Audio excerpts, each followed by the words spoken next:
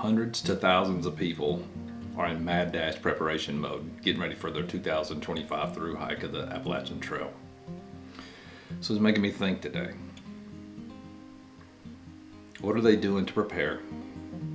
What are they prioritizing? How are they using their time? And what are their expectations when they get on trail? Those are all the things we're going to discuss today.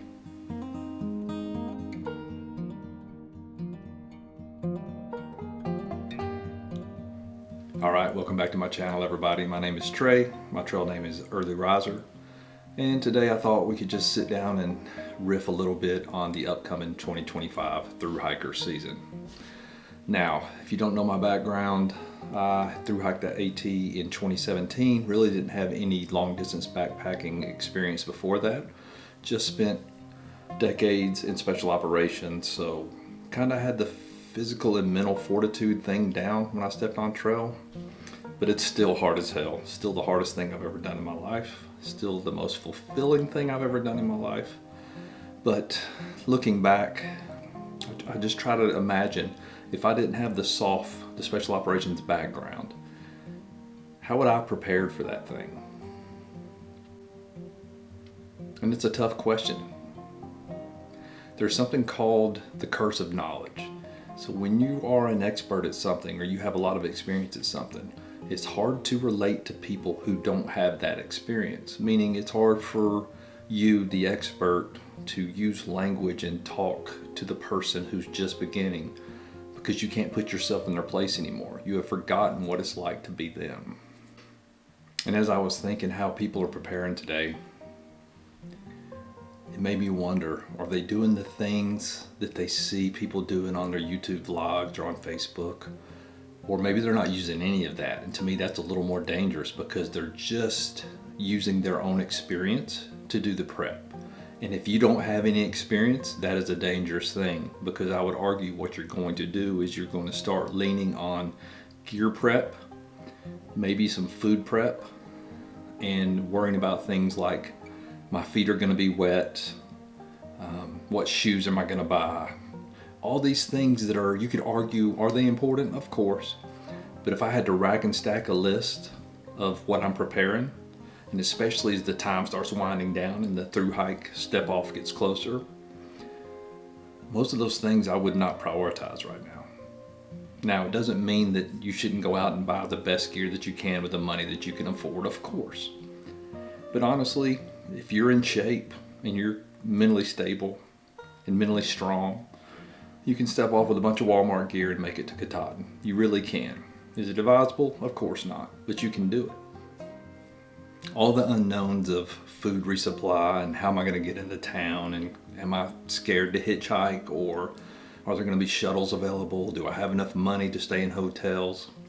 All those unknowns are overwhelming people right now, and you might fall into that camp. It's perfectly normal. However, thousands and thousands of people stepped off at Springer Mountain and headed northbound and figured it all out. I can tend to be an overplanner, or at least I was back in 2017. The AT kind of, well, I don't know that that's totally true, but I learned how to let some of that go on the AT. Doesn't mean I didn't pull out my guidebook every morning in my tent and plan out my day, but once I left the tent, I kind of left the guidebook in my backpack, and I just kept hiking. I would just nudge you to think about doing something like that now. Just set a plan for your first few days, and then understand that you will figure it all out. The universe will unfold perfectly in front of you if you just trust, you just relax, and you just head north. Folks, in the end, it's nothing but walking and camping. That's all you're doing. We make it into this big giant thing because it's 2,200 miles, and I've never done anything that long before. Maybe you've done some short section hikes or something. I had never done a section hike in my life when I stepped off. But again, I kept telling myself, it's walking and camping. I can do that every day. It's not that big of a deal. Not trying to minimize the fear that you're probably having, but I just want you to focus on the right things. And here's what I think is the biggest thing everyone should plan for or prep for before they step foot on trail. And that is get reps at not quitting. Alrighty, y'all, what the hell does that mean? Reps at not quitting simply means pick a few things that you do not enjoy doing. And maybe that's getting up and going to the gym, or going like me every morning. I have to go in my cold garage to work out every single morning that I wake up. Every day, 7 days a week, 365 days a year, I'm going in the garage and I'm working out. It sucks. It sucks in the middle of summer because it's like 82 degrees out there and just is 100% humidity. And then right now it sucks because in the mornings it's about 38 degrees and just freezing ass cold in there. And I just go suck it up anyway. I don't enjoy that aspect of it, but I do it because it's the right thing to do. And here's my question to you.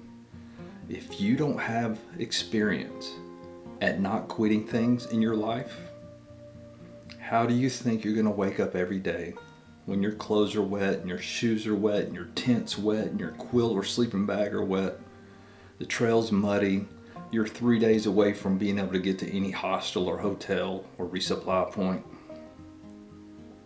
How are you going to make yourself do it then? Now in your mind right now, you're probably saying, well, I don't have a choice. But you will have a choice, because eventually you'll make it to the next road crossing, and then your mind is going to start creating that story of, why are you out here? Why are you doing this? It'd just be easy to go home and be comfortable again. And if you don't have some reps at not quitting, you're leaving your hike up to your mind. And that is the worst person to leave it up to, hands down. Your mind is going to try to convince you to go back home where it's comfortable, to go back to the world where it's safe, it feels comfortable, and you feel safe and comfortable. And you notice how I'm talking about your mind as a separate person, because it truly is a separate person. Your mind is not you. It's this chatterbox that's in your head, just blah, blah, blah all day long. But it's honest to God, not you. But it will control your life if you let it. So how can you take control back over your mind a little bit? You do not quitting training. So what can you do? I don't care if you're stepping off February the 1st, that still leaves you 28 days from now to do some not quitting training. So let's get tactical with it. What are some things you can do every day that you don't want to do, but you can force yourself to do it and get some not quit reps in? One thing I would suggest, and it sounds funny, but it's the God honest truth, is dampen your shirt the night before you go to bed. Put it in the refrigerator, and the first thing when you get up in the morning and you climb out of your warm covers, go to the refrigerator, grab that damp cold shirt, it's going to be about 40 degrees, and put it on. And do that every single morning. You don't even have to leave it on long. Just put that damp, wet ass cold shirt on every single morning until you're through hike. That's training your brain that even though it sucks, I'm going to do it anyway. Another great tip that I suggest to everybody. One of the hardest things to do on trail is sleep, especially the first week or so. If you haven't been training sleeping outside in the cold with the noises, you think there's animals and bears surrounding you at all times. If you don't have a lot of reps at that, you should be getting reps at that. Pitch your tent in the backyard. Sleep in your tent at least 3 or 4 nights a week until you leave for the trail. But again, that's not necessarily not quit training. It kind of is for some of you. Maybe that might even be considered some not quit training. But the not quit training comes the next morning when you had a damp shirt, you left it out in your tent, and you have to put that damn thing on. Do it. Get some damp pants and have to put those on. Get your socks damp and have to put those on in the cold. Get your shoes wet and have to put those on. And go for a short 1 mile or 2 mile hike when you get up in the morning before you go to work or whatever your daily battle rhythm is. Wanted to say everything's wet, and this is those times you gotta love on the trail, when everything you're putting on is wet and damp, cold.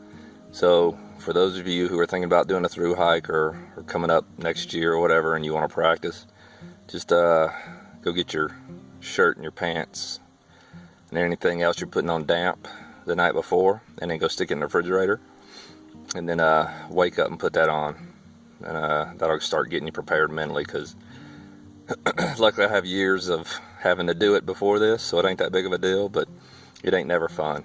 All right, out. These are all the little things that suck, but man, it's so much better to get some reps at it at your house, where at the end of it, you can knock it off and go back inside and take a warm shower and get warm, and then do it again the next day, and just get repetitions at it. So number one, it gives you reps of sleeping in your tent. And number two, it gives you reps at doing the not quit training. How do I do things that suck and not quit? Because there can be some days you are surrounded by beauty and the weather's perfect, and this is going to be the best thing of your life. But man, if I look back at the 113 days that I was on trail, that was about 14 of those days. The rest of the days were filled with challenges where I had to make mental decisions not to quit. Now, I'll be honest with you, being a special operations guy my whole career, I was really good at not quitting. There were still days that I almost quit, and they usually had to do with my family. The two hardest days were when my family left. They came up to visit, and then when they left, I was still walking northbound and they were driving south to North Carolina. And man, that wrecked me mentally. I've been hiking for 2 hours and 15 minutes, and my homesickness and family sickness has not dissipated hardly at all. It sucks. I just called her and told her that today's hardest because I can't help them get home, and they got a long drive, and she's gonna be fine. I just like to keep my family safe. And I'd already had some mental reps at doing that in the military, but I had to in the military. The difference for me mentally was I didn't have to be out there on the AT. So I had to come up with some ways to overcome that, and that was tough. And I told you that story just to confirm that even the strongest minded people are gonna have really bad days out there. What you can do is do this not quit training before you go to just ease some of those things. Those are the basic things. Having to put wet, nasty clothes on every day is just part of it. That's the AT. Just get that out of the way. Get good at doing that crap. So when the really hard times hit, man, those little things don't bother you. You can just focus on the big things, push those aside, and keep pushing north. That's the goal. Kind of all over the place with this video today, but man, I was sitting here thinking about it for so long. I have so much to say, and I know I probably missed a lot, but I just wanted to start the conversation. And I would love it if you go down in the comments and just, if you're a pass-through hiker, what are some of the things you wish you would have worked on before you left on your through hike that aren't just the gear and the food resupply and all those normal things that people focus on because they don't really know what to focus on? What would you go back and focus on if you could? And some of you, if you would do some non-quit training, what are some tactical things that you would suggest that these folks can do with a month or 2 months remaining where they could get some reps at not quitting? And again, that could be going to the gym every morning. You hate the gym, but you just force yourself to do it. It could be forcing yourself to go ahead and start eating ramen 2 or 3 nights a week. Like whatever it is, just start getting at it. So when you get on trail, you can have a better experience up front because you're not having to learn these hard things in the initial stages. You're just walking north and enjoying it as much as you can. All right, y'all. This was a fun episode. We'll do some more of these. Again, get down in the comments, ask me some questions, give me some thoughts, and we'll carry on from there. All right, y'all. Hope y'all have a great 2025. See y'all next time.